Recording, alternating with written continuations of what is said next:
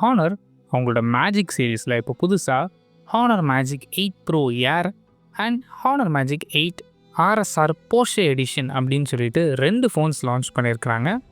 இன்றைக்கி இந்த வீடியோவில் இந்த ஹானர் மேஜிக் 8 ப்ரோ ஏர் எப்படி இருக்குது அண்ட் இவங்க ஆஃபர் பண்ணியிருக்கிற இந்த ப்ரைஸ் ரேஞ்சில் நீங்கள் இந்த ஃபோன் கன்சிடர் பண்ணி பார்க்கலாமா அப்படிங்கிற கம்ப்ளீட் டீட்டெயில்ஸ் இந்த வீடியோவில் நீங்கள் தெரிஞ்சுப்பீங்க. ஃபர்ஸ்ட் நம்ம பார்க்குறது டிசைன் பொறுத்த வரைக்கும் ஐஃபோனில் யார் என்ன டிசைன் கொடுத்தாங்களோ கிட்டத்தட்ட அதே மாதிரியான டிசைன் தான் இங்கே எடுத்துகிட்டு வந்திருக்காங்க.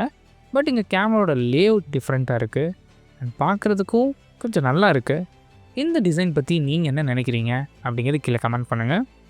இந்த ஃபோனோட சைஸ் பொறுத்த வரைக்கும் உங்களுக்கு 6.31 இன்ச்சஸ்க்கான OLED டிஸ்பிளே யூஸ் பண்ணியிருக்கிறாங்க. ஓரளவுக்கு நல்ல காம்பேக்டான ஃபோனாக தான் இருக்க போகுது. அண்ட் இந்த டிஸ்பிளேயோட ரெஃப்ரெஷ் ரேட் எடுத்துக்கிட்டிங்க அப்படின்னா உங்களுக்கு 120 ஹெட்ஸ்க்கான ரெஃப்ரெஷ் ரேட் சப்போர்ட்டும் அண்ட் இந்த டிஸ்பிளேயோட ரெசல்யூஷன் பொறுத்த வரைக்கும் உங்களுக்கு ஃபுல் HD+க்கான ரெசல்யூஷன் இருக்குது.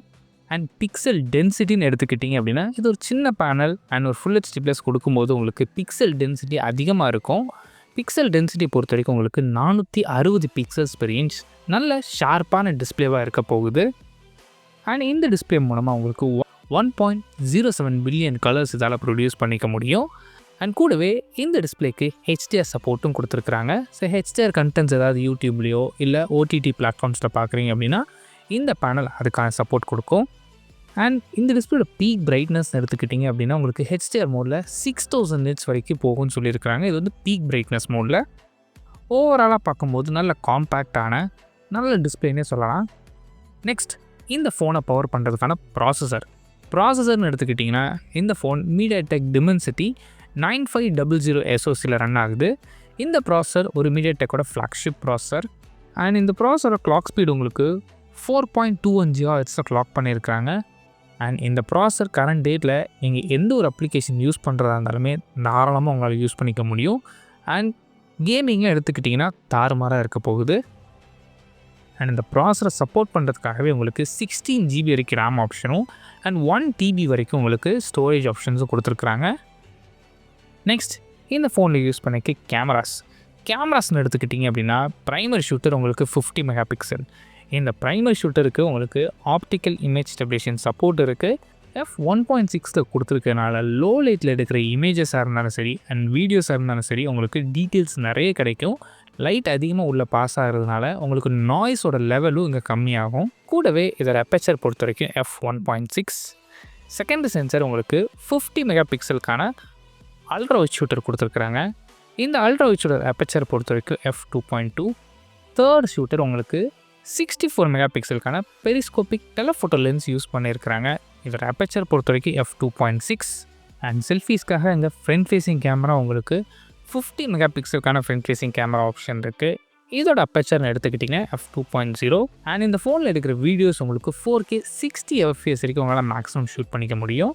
நெக்ஸ்ட் பேட்டரி பொறுத்த வரைக்கும் இந்த 5500 mAhக்கான பேட்டரி சப்போர்ட் பண்ணுறதுக்காக உங்களுக்கு 80 வாட்ஸ்க்கான வயர்டு ஃபாஸ்ட் சார்ஜிங்கும் அண்ட் 50 வாட்ஸ்க்கான வயர்லெஸ் ஃபாஸ்ட் சார்ஜிங் சப்போர்ட்டும் கொடுத்துருக்குறாங்க.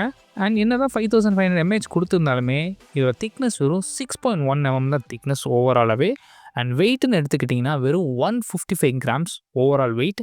அண்ட் அடிஷ்னலாக இந்த ஃபோனுக்கு IP68 அண்ட் 69க்கான dust and water resistant support இருக்குது. நெக்ஸ்ட் இந்த ஃபோனில் யூஸ் பண்ணியிருக்க சாஃப்ட்வேர் பொறுத்த வரைக்கும் இங்கே Android 16 ரன் ஆகுது.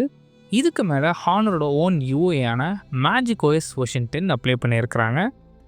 அண்ட் அடிஷ்னல் ஃபீச்சர்ஸான இந்த ஃபோனுக்கு Wi-Fi 7 சப்போர்ட் இருக்குது, ப்ளூடூத் வெர்ஷன் 6.0 சப்போர்ட் இருக்குது, NFC சப்போர்ட் இருக்குது. அண்ட் இந்த ஃபோன் வந்து டியூவல் சிம் ஃபோன். ஒரு சிம் உங்களுக்கு ஃபிசிக்கல் சிம்மும் அண்ட் இன்னொரு சிம் eSIM ஆப்ஷனோட வரும். அண்ட் IR பிளாஸ்டர் சப்போர்ட்டும் கொடுத்துருக்குறாங்க. Ultrasonic in-display fingerprint sensor ஆப்ஷன்ஸும் இருக்குது. ஃபைனலாக இந்த ஃபோனோட ப்ரைஸிங் பொறுத்த வரைக்கும் பேஸ் வேரியண்ட் இப்போதைக்கு இந்த ஃபோன் சைனாவில் லான்ச் பண்ணியிருக்கிறாங்க. சைனீஸ் ப்ரைஸை இந்தியன் ருபீஸ் கன்வெர்ட் பண்ணி பார்க்கும்போது 12 GB RAM 256 GB வேரியண்ட் உங்களுக்கு 65,000 ருபீஸ்க்கு ஸ்டார்ட் ஆகுது. அண்ட் அதுவே டாப் அண்ட் வேரியண்ட் உங்களுக்கு 1 TB RAM போகிறீங்க அப்படின்னா உங்களுக்கு 78,000 ருபீஸில் ப்ரைஸ் பண்ணியிருக்கிறாங்க.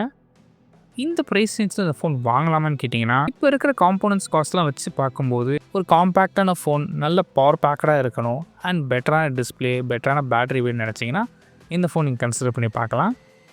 அண்ட் அந்த ஃபோன் வேணும் அப்படின்னா நீங்கள் சைனாலேருந்து இம்போர்ட் பண்ண மாதிரி தான் இருக்கும். ஸோ அப்படி இம்போர்ட் பண்ணும்போது உங்களுக்கு வாரண்ட்டி எதுவும் வராது. அதையும் கேர்ஃபுல்லாக நோட் பண்ணிக்கோங்க.